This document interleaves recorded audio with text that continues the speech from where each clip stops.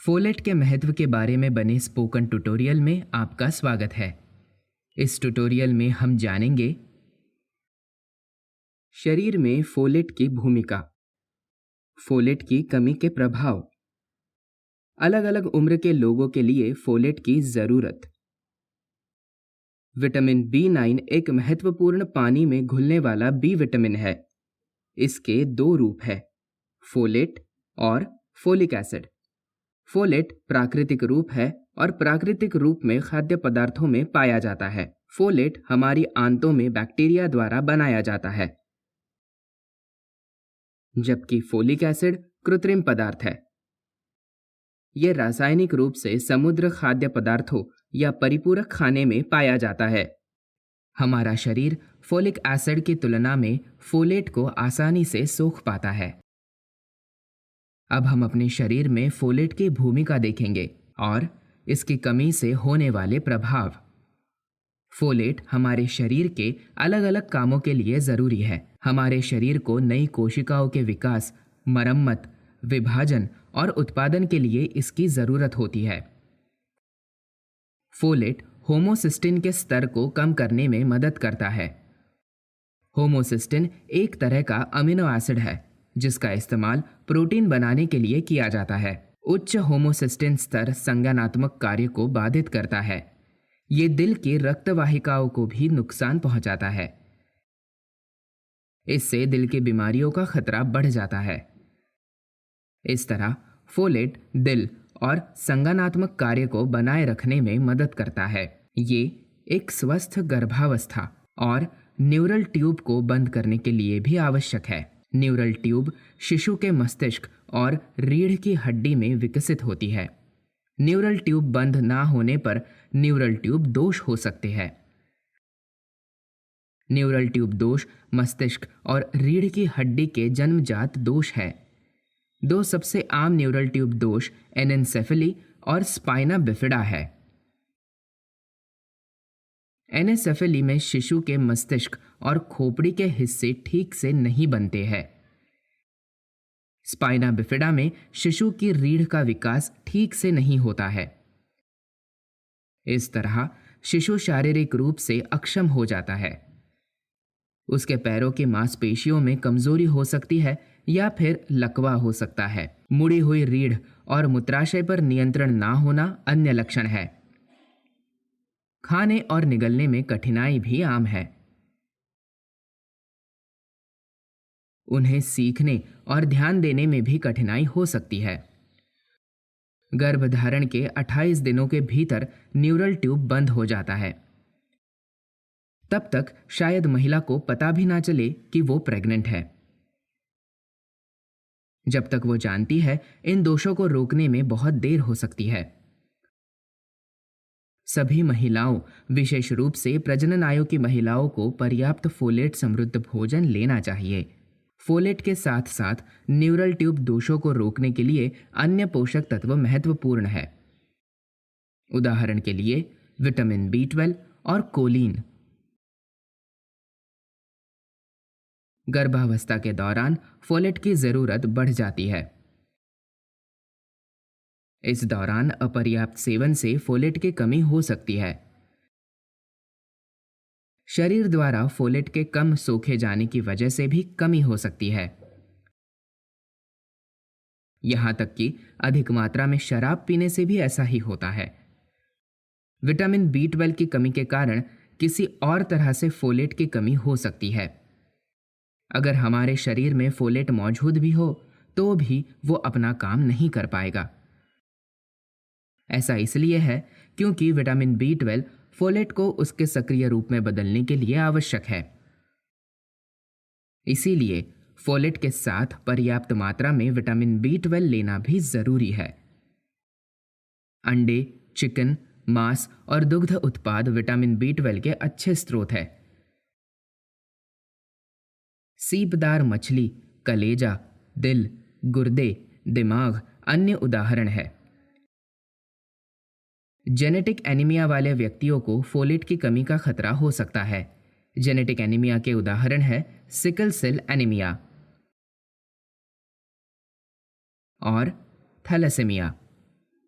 इन स्थितियों में लाल रक्त कोशिकाएं जितनी तेजी से बनाई जा सकती है उससे कई अधिक तेजी से नष्ट हो जाती है।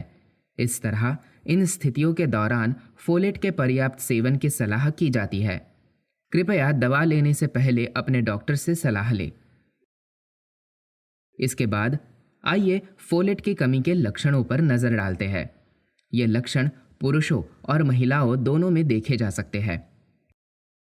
कुछ शुरुआती लक्षण है जीभ और होठों में दर्द और लाल रंग का होना। अन्य लक्षण है थकान, चिड़चिड़ापन, नींद में खलल और निराशा।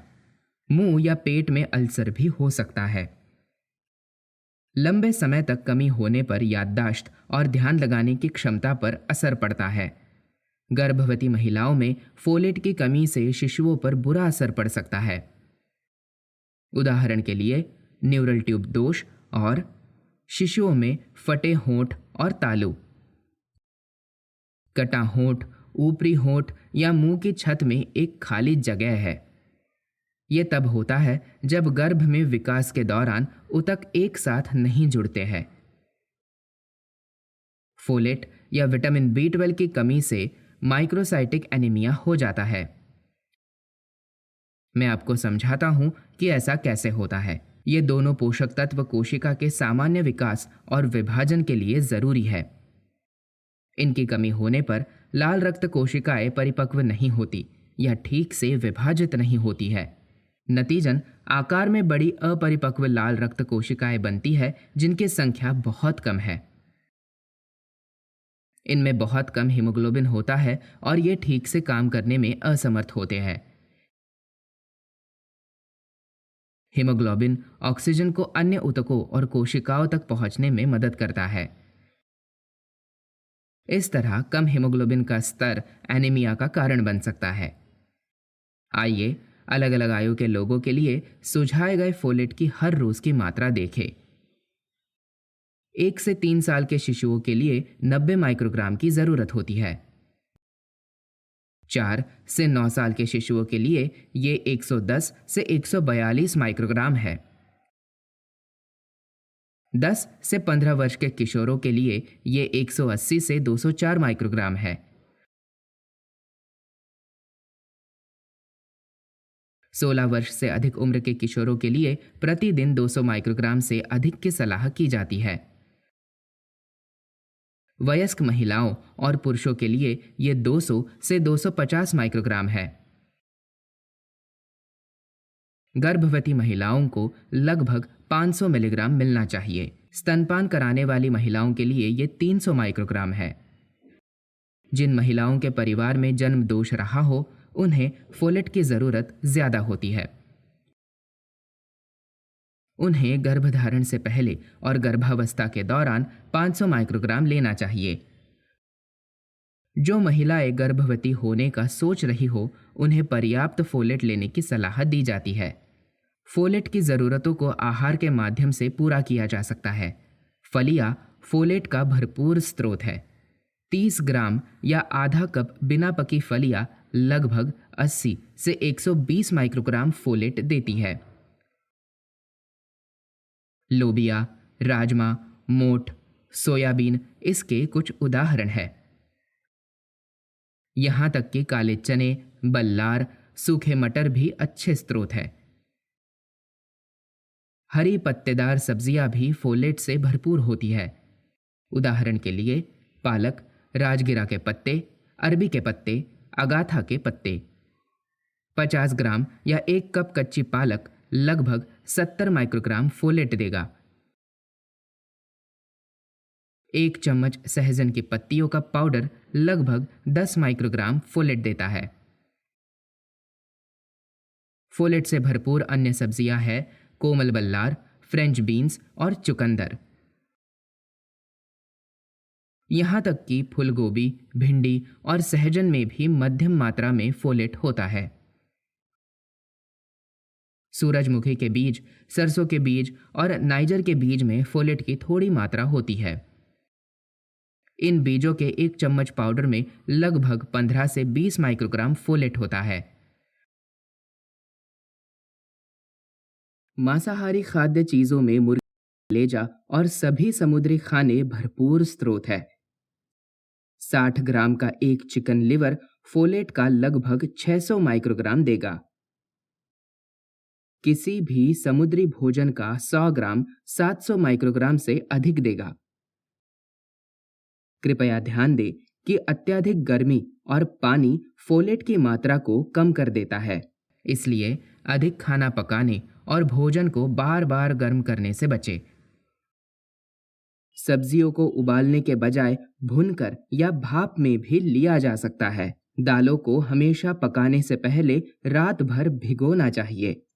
साबुत फलियों को अंकुरित करने और पकाने से इसके पोषक तत्व बढ़ जाते हैं।